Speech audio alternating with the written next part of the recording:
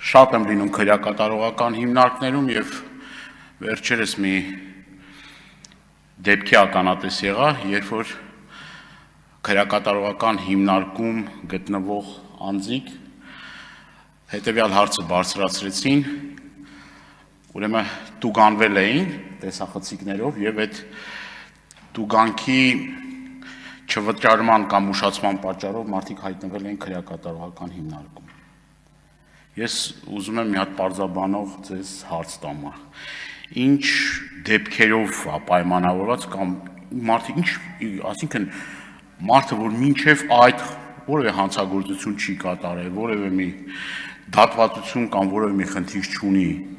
ինչի համար պետք է այդ թեմայով հայտնվի քրեակատարողական հիմնարկում։ Ես կխնդրեմ այդ հարցին պատասխանեք, անչափ կարևոր է եւ ձեր պարզաբանումներն եմ ուզում լսեմ, որովհետեւ եթե պարզվի, որ նման դեպքերում մարդիկ հայտնվում են քրեակատարողական հիմնարկում, դա լուրջ մտահոգության առարկա, որովհետեւ գիտենք, որ եթե մարդ հայտնվում է քրեակատարողական հիմնարկում ամիսներով, պարզ է, չէ, որ այդ մարդու հոգեբանության վրա դա լուրջ ազդեցություն է ունենում։ Շնորհակալ եմ։